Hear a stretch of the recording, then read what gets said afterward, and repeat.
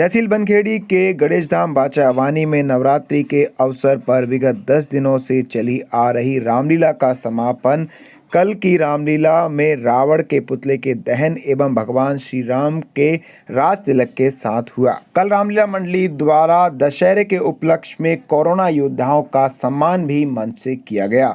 रामलीला मंडल के द्वारा हमारी जो समिति है नवदुर्गा उत्सव समिति, उसके द्वारा हमको रामलीला चल रही थी, याद आया कि कोविड-19 जो चल रहा है उसमें प्रशासन और हमारे गांव के जो शासकीय नौकरियों पर जो लोग हैं उनके द्वारा बहुत कोविड को रोकने का प्रयास किया गया है, लोगों को समझाइश दी गई है।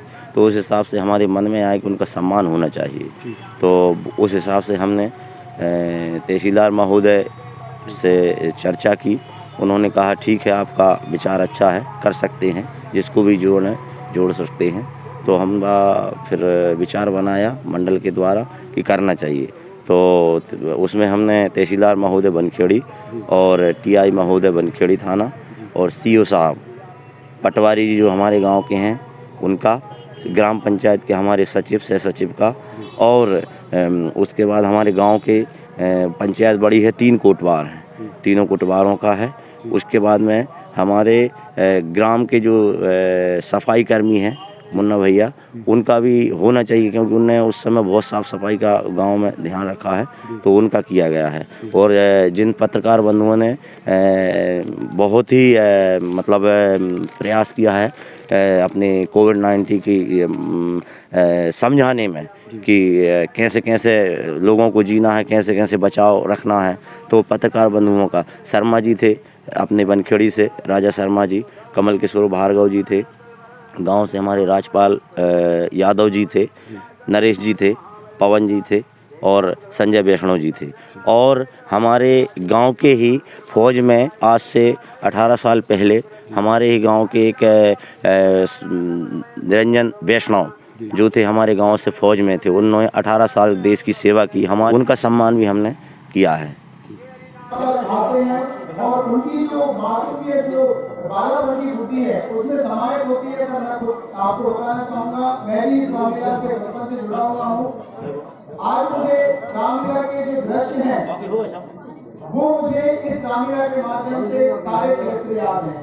कब कौन सा पात्र कहाँ पर आना है, कौन से पात्र का क्या योगदान है।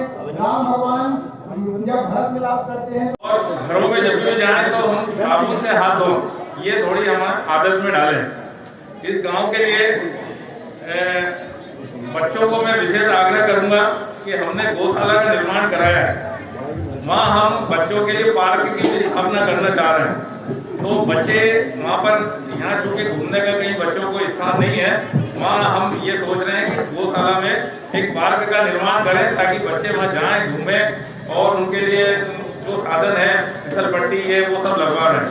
तो गौशाला में लगातार जाएँ। वो अभी हम गौशाला चालू करने वाले हैं, वहाँ के गौओं की सेवा करें तो आपको बहुत लाभ मिलेगा। और इसके अलावा गांव में हम